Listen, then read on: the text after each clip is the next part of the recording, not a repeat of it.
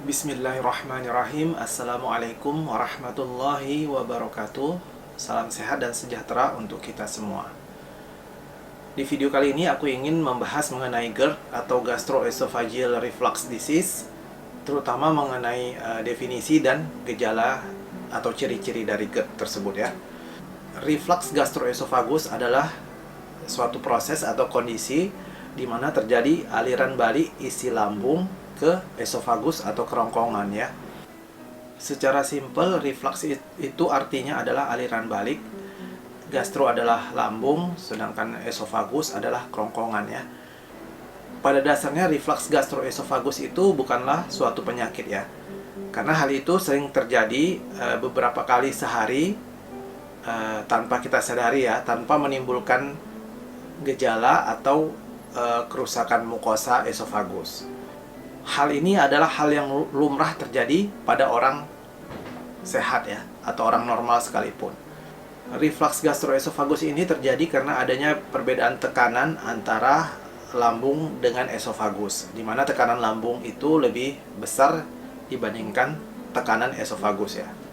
Disinilah pentingnya peranan les atau lower esophagus sphincter atau katup yang berada antara lambung dengan esofagus untuk menahan tekanan esofagus dalam kondisi normal ya.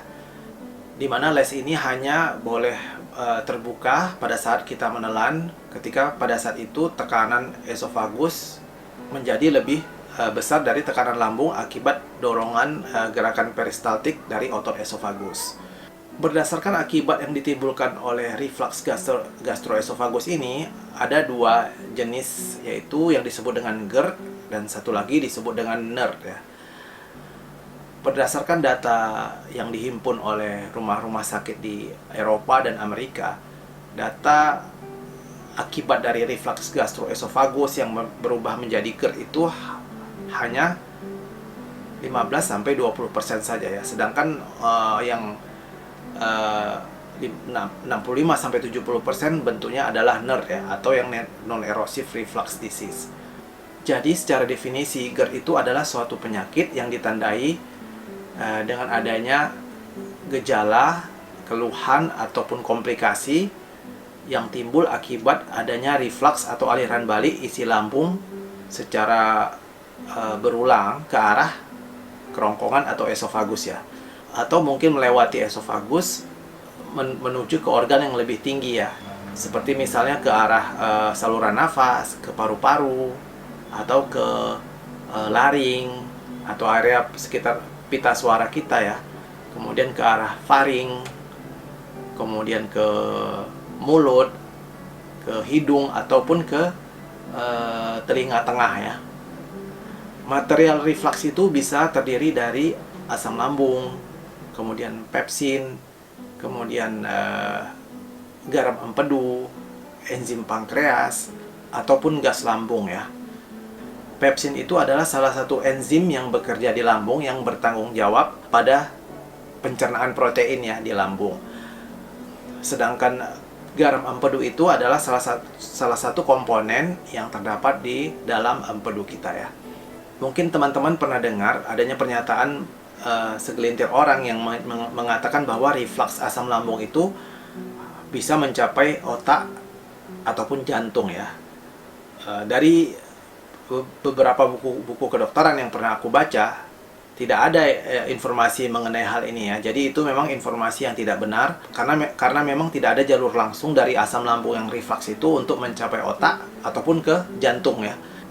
Ciri utama atau gejala utama dari GERD adalah yang disebut dengan heartburn ya, atau pirosis. Heartburn adalah sensasi atau rasa terbakar yang dirasakan oleh seorang penderita GERD, terutama di daerah area belakang tulang dada ya, atau sternum, atau kita sebut dengan tulang pedang-pedangan yang berada di area dada kita ini, dan bisa menjalar ke dada atas, kemudian ke leher, bahkan bisa tembus ke punggung ya. Heartburn ini sering terjadi ketika selesai makan ya, terutama makan dalam jumlah yang banyak atau makan yang banyak mengandung lemak ya. Heartburn juga sering terjadi saat posisi badan kita itu dalam posisi berbaring ya. Selain heartburn, ciri utama dari GERD itu adalah apa yang disebut dengan regurgitasi ya. Regurgitasi itu adalah kondisi di mana terjadi aliran balik isi lambung yang asam sampai ke mulut, sehingga mulut terasa asam atau pahit ya, tanpa diawali dengan gejala mual ataupun muntah.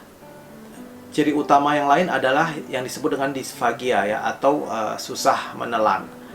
Tapi dari pengalaman yang ada, sering terjadi bahwa gejala utama yang dirasakan seseorang itu hanya heartburn saja ya, tanpa diikuti adanya gejala regurgitasi ataupun disfagia.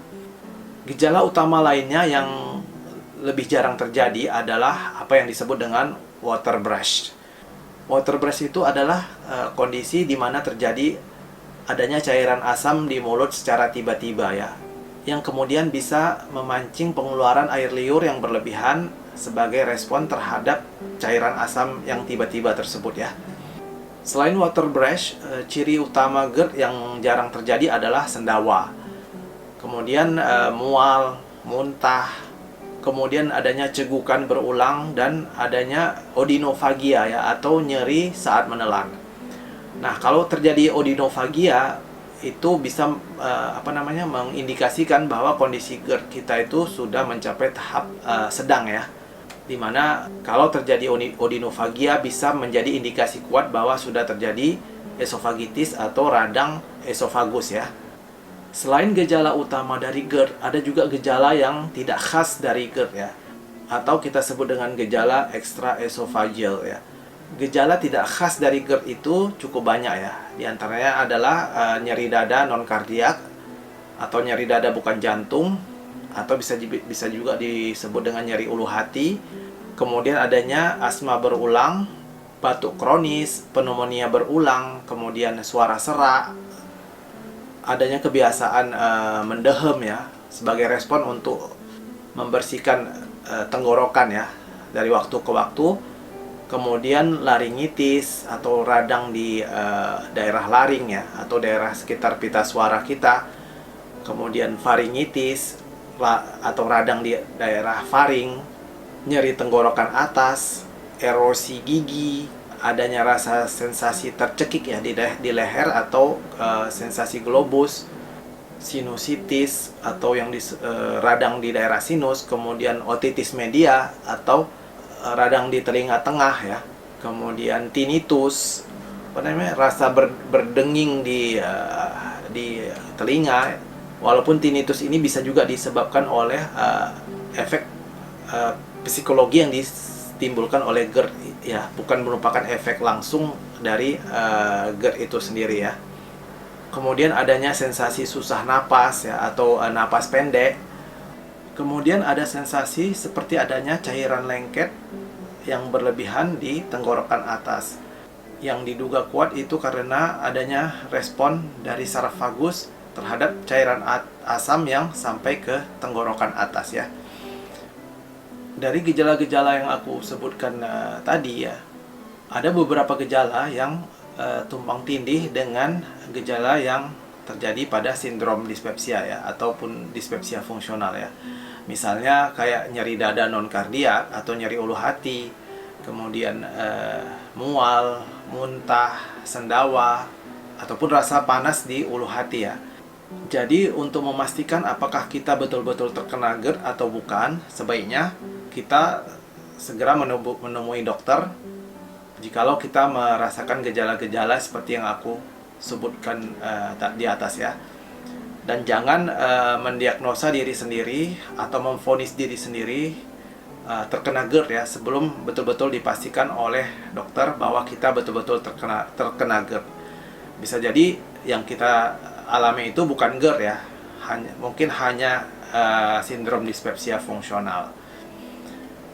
Dan idealnya untuk menentukan apakah seseorang itu terkena GERD atau bukan, harus dilakukan tindakan endoskopi saluran cerna bagian atas ya. Tindakan endoskopi saluran cerna bagian atas ini adalah tindakan yang bisa dibilang standar emas ya, atau gold standar untuk menentukan secara lebih teliti ya, atau lebih akurat apakah seseorang itu terkena GERD atau tidak. Demikianlah teman-teman videoku kali ini. Semoga bermanfaat dan sampai jumpa di video selanjutnya ya. Terima kasih. Walhamdulillahirabbil alamin. Wassalamualaikum warahmatullahi wabarakatuh. Salam sehat dan sejahtera untuk kita semua.